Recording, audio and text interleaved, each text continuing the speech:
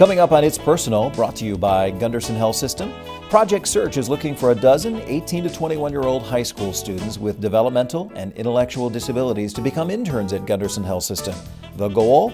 Teaching job skills and hopefully finding employment in the community. We'll explain. And later, depression and our baby boomer generation. Many retirees might not be aware of the warning signs and symptoms. And what if you're a caregiver in your own home? Are you more at risk? Find out when It's Personal continues. It's Personal is brought to you by Gundersen Health System.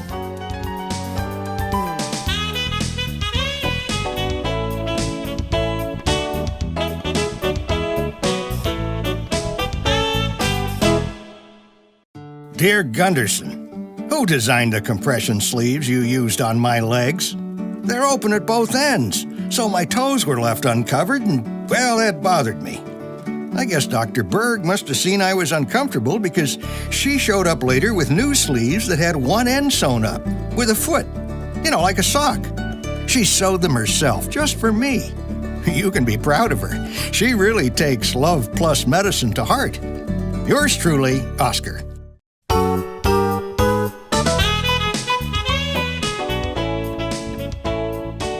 Welcome back to It's Personal, brought to you by Gundersen Health System. I'm Christopher. Project Search is looking for about 12 students with developmental and intellectual disabilities. Those students, we're looking for them to become interns at Gundersen Health System. Joining us to talk a little bit more about that is HR consultant from Human Resources at Gundersen Health System, Ann Wales. Thanks for joining us. Thank you. Talk a little bit about Project Search. The name, we were talking about this before we went on, doesn't necessarily describe what is occurring, and that is the search for 12 students to become interns. Talk about that. Correct. It's a unique school-to-work program.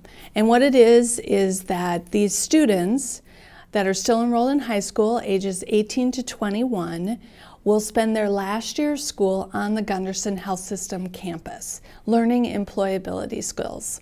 So they'll have classroom time with an instructor, and then they'll have time working in different internships throughout the Gundersen campus. Now, Project Search isn't a new thing. It's happening at other locations across the country. It's just something new to, I'll say, the La Crosse area and Gundersen Health System and the availability for students in this area. Correct. It's been around actually since 1996 is when it started. It's throughout the country in every state. It's in 5 different countries actually as well. And it's just new to the La Crosse area. They are expanding it through Wisconsin and will be brand new this year. Now, you mentioned that it's students ages 18 to 21 still in high school with developmental and intellectual disabilities, but this is really to find out what their abilities are, what their skills are, and to maybe teach them some job skills. Correct. It's to teach them every aspect of what it means to be employed, how to get and keep a job, how to interact as an employee, how to interact with other employees. It's like everything that you need to learn that we all learn somehow, and these folks have just not had an opportunity, so we want to provide them with that opportunity. Now, earlier in the month of March, there was an open house that was held, and some families came in and learned about Project Search and what may be an opportunity for a family member of theirs. What was the feedback that you got from some of those families that were at that open house? Well, the feedback I've gotten from parents is that they're very excited about the program and they're hoping that their son or daughter will be a good fit for the program. There is an application. We bring the applicants in for an assessment day to see if they're a good fit for this program or not. We really want students that are eager and excited to work. It's all about those that want to learn how to work, because our goal is for each one of our interns to end up with competitive community employment. So we want 100% of them to find a job somewhere in the community or at Gundersen Health System. I think it was kind of interesting to see that some of the students came with ties on and some came all dressed up. Correct. Thinking that this is an opportunity to impress and Yes. to be employed. It was very exciting to see that, for sure. A lot of the individuals excited about the potential to have a job in the community or an internship, as this would be. I think for some of them, they're a little worried, what does this mean? I'll be taking care of patients? And perhaps they're not really interested in taking care of patients. And actually, it won't be direct patient care. What it will be is, because Gundersen in La Crosse has a campus of over 4,000 individuals, we have many, many different internships. So they might be working in the mailroom, in the warehouse, and food services. They might be working in our physical therapy department, cleaning equipment, greening gas. They might be a part of our front desk, greeting guests, helping guests find their way. They might be working in an office setting. There's lots of different opportunities here. And the goal, again, is to learn a little bit about the students, teach them some job skills, and this will be under the supervision of an instructor at Gundersen Health System. So the students will actually report to Gundersen in the morning to a classroom. They'll spend their entire school year here on the Gundersen Health System campus. So they'll start their day here with an instructor, then they'll go off to their internship site, they'll have lunch with the other staff members, and then go back to their work, and then they'll come back to their classroom at the end of the day. We're talking with Ann Wales, HR consultant, Human Resources at Gundersen Health System, about Project Search and the search for about 12 students with developmental and intellectual disabilities to become interns at Gundersen Health System. Tell us a story, if you would, about a student at another, I'll say, health system or at another location where Project Search has been successful. Maybe an example of a job that they've done. I know you've told the story several times about an individual who did data entry, and that data entry was something that they were very, very good at. Can you explain that? They were an intern that was working in a loan office, and their job was to enter in, as you said, data into the computer on each different loan. And they had been doing this for months and entering in lots of data. And this person, I think, had limited verbal skills and was getting quite animated, and they brought in the skills trainer, which we will also have not only instructors but skills trainer, to find out what was going on. And it turns out that they felt that they had already entered in this loan number. Each loan had a unique identifying number, and this intern felt that they had already entered in the number, and they were like, no way. You know, you've entered in how many numbers, there's no way you would know. Thousands upon thousands of Thousands, numbers. Yeah. right. And it turns out actually the intern was right, and it saved the loan office a lot of headaches and problems, including those people with the loans, and they ended up hiring that individual, is my understanding. And then another story I have is of an individual that was working in the NICU cleaning the incubators, and they taught this intern how to do it through pictures, and what they found was that the intern always did it right. Once the intern learned exactly how to do it, they always did it exactly right. They were able to process this complex set of instructions, and the company that made the incubators was located nearby, actually uses this intern now to train their staff on how to do it, because the intern always does it right. An amazing story. We're going to hear a couple more stories when we come back about Project Search, and let you know how you can potentially get more information about Project Search, or maybe refer a family. We'll have that when we come back to It's Personal, brought to you by Gundersen Health System.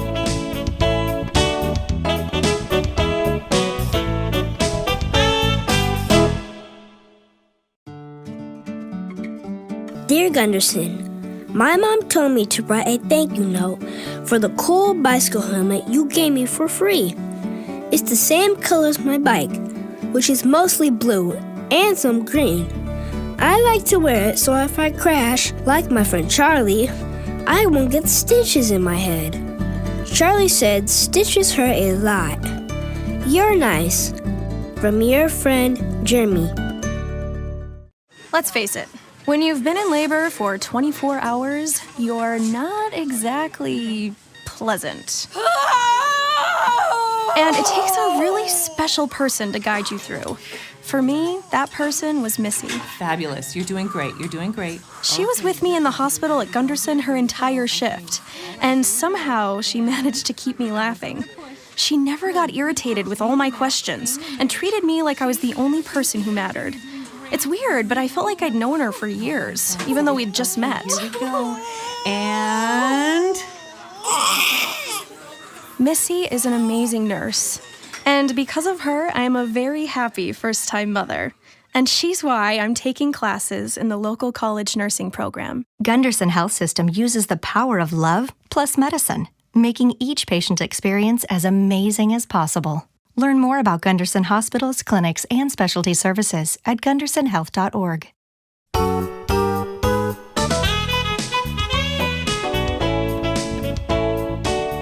Welcome back to It's Personal, brought to you by Gundersen Health System. We're joined here again by Ann Wales, HR consultant, human resources at Gundersen Health System, to talk about Project Search. We've been talking about it, about how there is a search ongoing right now, looking for 12 students with developmental and intellectual disabilities to become students at Gundersen Health System, actually interns at Gundersen Health System.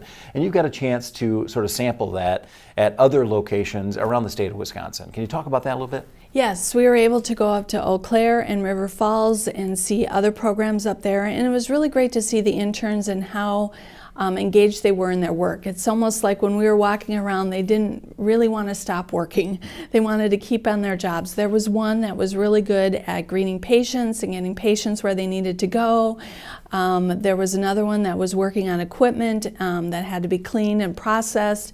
Another one that was folding laundry for them. So one was working on electronics, one was stocking the emergency room, and it was great to see how dedicated they were at their jobs. And they've become an essential part, I think, of the teams up there. And it's just exciting to see them engaged in the workforce and working with other people.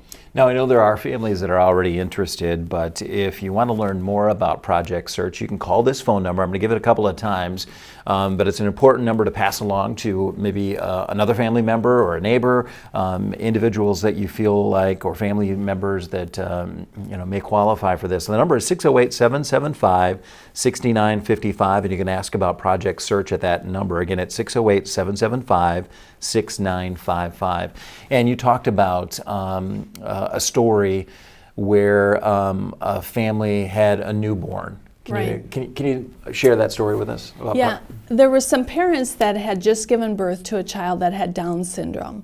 And apparently they didn't know. It was quite a surprise. They were very unsure of what life was going to be like now. And they were trying to process this when in walked one of our interns, not one of ours, but a Project Search intern, came into the room to stock the room. And this intern also had Down syndrome. And the parents were like, hey, we're going to be okay. Look, here's an intern that's working, doing a job. Our child is going to be okay. And it was a huge moment for that family. And to see, we've seen a number of videos of parents of Project Search interns and the feelings that they have of, we're going to be okay. You know, once the intern has gone through the program and graduated from the program and gained all of these employability skills and gained employment, they just feel like the independence that their interns have gotten and how much they have learned has been immense. And it's over and over again, we hear parents say, we're going to be okay. We're going to be okay. And sometimes it's the parents that are holding the students back. Yes. One mother was talking about how an intern had told her instructor that, I think I'm ready to ride the bus. It's just my mother that's not ready for me to ride the bus. It is hard for parents, and I don't blame them, but it's so great to see the growth. We've heard from other folks talking about the changes in and the maturity that have happened through the interns and their interactions with staff and having the work to do. 608-775-6955. You can ask about Project Search. To summarize it, really, looking for 12 students with developmental and intellectual disabilities still in high school, ages 18 to 21. And the goal is to have them be interns at Gundersen Health System, and it will be 3 10-week internships right during the school year, so beginning really in September.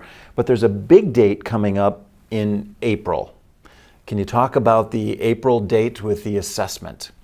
Yes, on April 6th, Thursday, April 6th, we will be having an assessment day for all of our applicants. So we're asking folks to fill out the application so it can get processed, and then they can be invited to this assessment day. They'll hear all the information that they need to come in, and that will be the day that we'll get to know the different applicants and figure out who will be a good fit for the program. Yeah, it sounds like a fun event in some ways, because there will be different skills that these students will be going through, and the idea is to learn the capabilities and the want being maybe the most important part of it. Yeah, and we're not looking for anyone to already know how to do anything. It's more about, are they willing to learn? Are they willing, to get correction, kind of speak, let's do it this way, or how about this way? How do they handle that? It's more about their attitude coming in. It's not about that they already have the know-how to do everything. That's really not what we're looking for. So the parents could be saying, yeah, you're ready for this internship, but the students, if they're not ready for it, that's one of the things that will be learned at the assessment day on April 6th. Yeah, if they're not interested in working, they're not interested in learning, that's what we'll be finding out. So that's what we're looking for, is we're looking for interns that are interested in learning and interested in working. But before we get to that assessment day, again, we encourage you to pass this information on to maybe a family member, maybe a neighbor, maybe someone that you know in your community that you think would be very good for Project Search internship. The number is 608-775-6955. Project Search looking for about 12 students, hoping to get 12 students as interns at Gundersen Health System, ages 18 to 21, with developmental and intellectual disabilities. And thanks for joining us. We really appreciate your time. Thank you for having me. And good luck with the assessment day, April 6th. If you want to learn more, again, I'll give you the number one more time, 608-775-6955. When we come back, depression can come in many forms for all of us, but for baby boomers and those nearing or even in retirement, what are the warning signs and symptoms? Find out when It's Personal returns. It's Personal is brought to you by Gundersen Health System.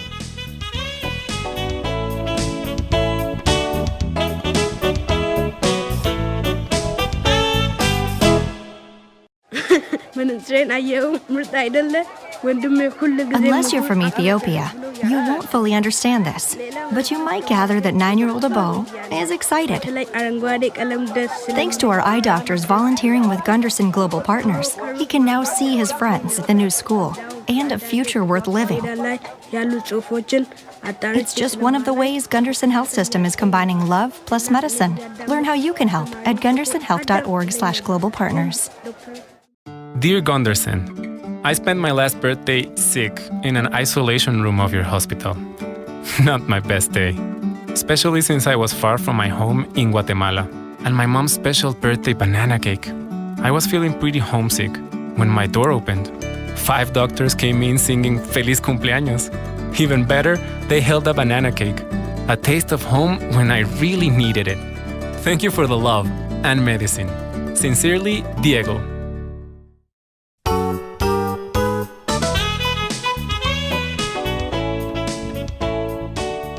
Welcome back to It's Personal, brought to you by Gundersen Health System. I'm Chris Stauffer. Depression can come in many forms, and for individuals in retirement, it can be difficult to notice warning signs and symptoms. Joining us now to talk about depression in regards to our, I'll call it, aging population is Dr. Catherine Schuman, Behavioral Health, Gundersen Health System. Thanks for joining us. Hi, Chris. Well, I think it's safe to say that we have an aging population.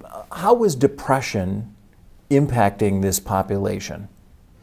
Depression impacts everyone, but when we get older, sometimes we write off those symptoms because the elderly population tends to have more medical problems, and they can overlap or be seen as some of those medical problems.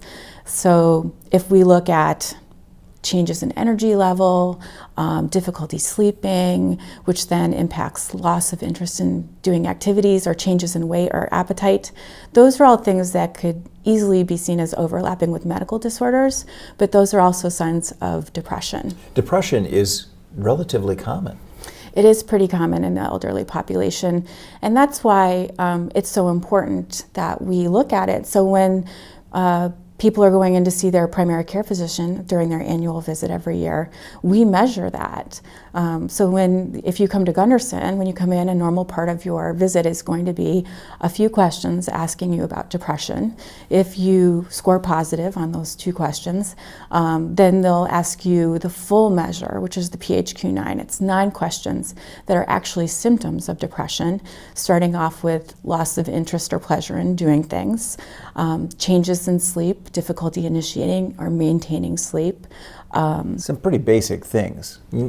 I think to your point to start off, saying that I'm not sleeping well really does have an impact on you throughout the day. You're tired, and it can bring you down in several ways. But the reason you're not sleeping, many people don't know it, and maybe it is depression because I'm in retirement, I'm bored, I'm not doing the things that I want to do because of money. It could be a variety of factors that are causing your depression, causing the fact that you can't sleep.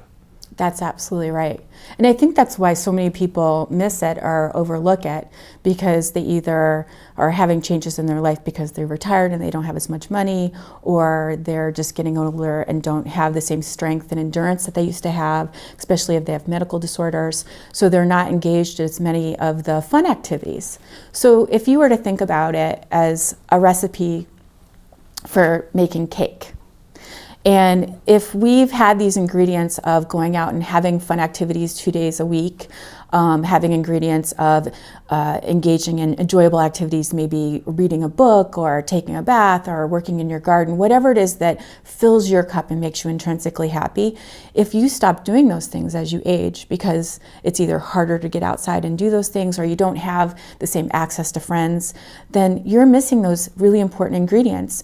And so if you make a cake without eggs, it's going to be a pretty wonky looking cake. So we need to look at what are the things, if you were to create your recipe that actually is measurable, what are the things that you need in your recipe for happiness and wellness? It's probably going to be 8 hours of sleep, which a lot of times people think they don't need as much sleep as they age, but they actually probably need more because they're not sleeping as well. Having at least 1 or 2 good social interactions with people per week, engaging in at least 1 or 2 fun activities every week, making sure that you're eating regularly and properly, and just generally being aware of taking a few minutes every day and kind of paying attention to what your body's telling you. How do I feel? Am I wired? Do I need to get some support from someone, or do I need to go out and engage in activities, or am I really tired and do I need to slow down and take care of myself? But taking those few minutes every day to pay attention to what you need is really How do important. I recognize, though, that I'm depressed? This doesn't always come on overnight. It takes time sometimes to say that I'm not sleeping as well as I should, or there are other signs and symptoms, but how do I recognize it? How do I say I am depressed? Yeah, you're bringing up a really good point. By definition, we need to have these symptoms for at least 2 weeks. There needs to be some impact on our functioning. So usually these things kind of creep up on us. So either other people will notice there's a change in us, or at some point we'll just notice we're not doing the same activities this last 2 to 3 weeks that we normally do. And then we should probably, look at this piece. You can look up the symptoms. They're out there on the internet. You can go to the library if you want to have access to that and just kind of look them up and think, do I fit into this profile? And if so, then you probably want to seek out an appointment with your primary care provider. We're talking with Dr. Kathy Schuman, Dr. Catherine Schuman from Gundersen Health System, Behavioral Health, about depression. Men and women, is there a difference in the warning signs of depression? I have to think that men who are doing a physical job, maybe they're an over-the-road truck driver, for an example, all of a sudden they stop and they don't have that physical activity. Can that bring on depression?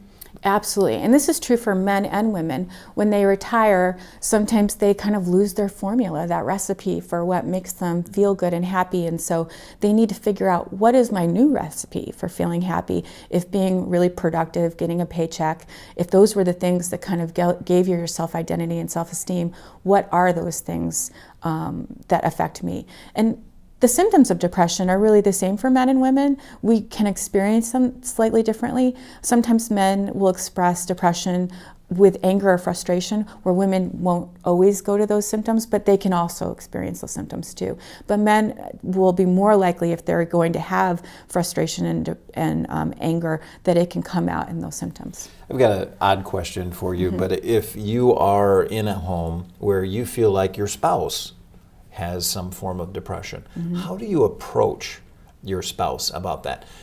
Because it's challenging to say, I think you might be depressed. I think you need to talk to our doctor about that. Is there a subtle way to get that in? Is there a way to manipulate that, if you will? Or what's the appropriate approach? I think just speaking from your heart, if you really care about someone, and just say, hey, I've noticed some changes in you lately, and I'm just wondering, have you noticed them? And how are you feeling about that?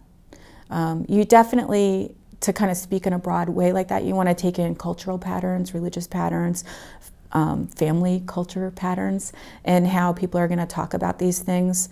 There are some cultures where these emotions aren't talked about that way, so they're going to be talked about more like in physical symptoms. They're going to come out in stomach aches or aches and pains. And so just noticing that there are these differences that have resulted in kind of changes in functioning. So acknowledging those.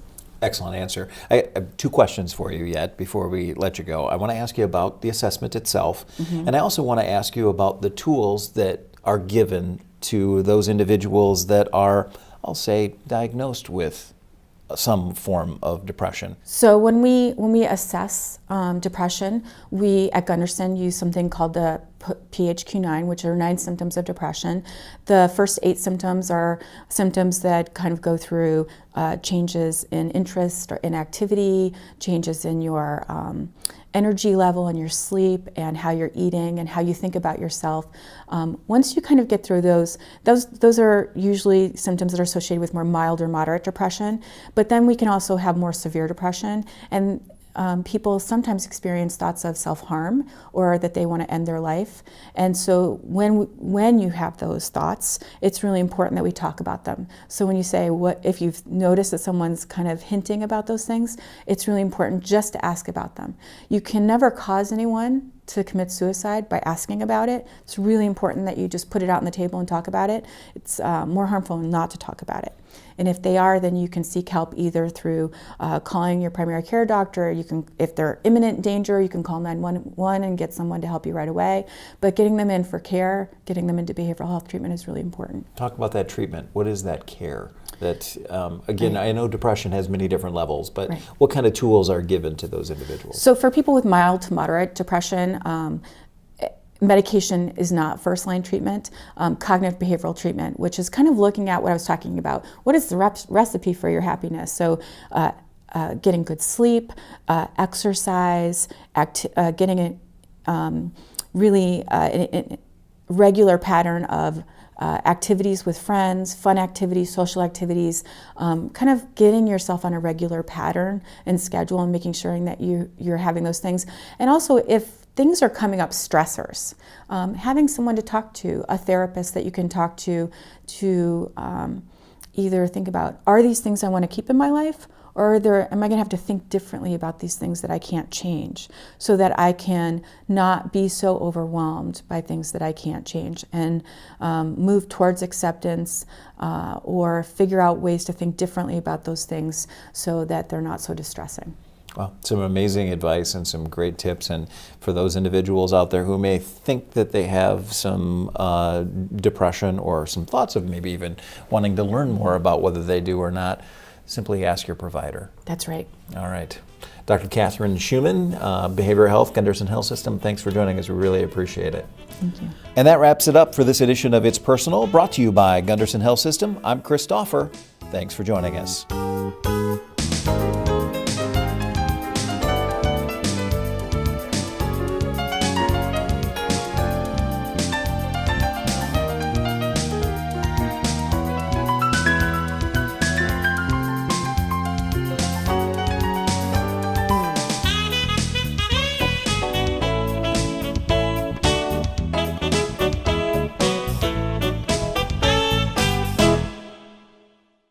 Dear Gundersen, like any child, my son Joey was extremely nervous before ear tube surgery. But Dr. Seek had a surprise for us. He told my son that he would wake up after surgery with a dinosaur tattoo, and we would have to find it. This caring and creative idea turned my son's fear into a smile. Thank you for showing us what love plus medicine really means. Sincerely, Joey's mom, Alicia. P.S. The tattoo was hidden on the bottom of his foot.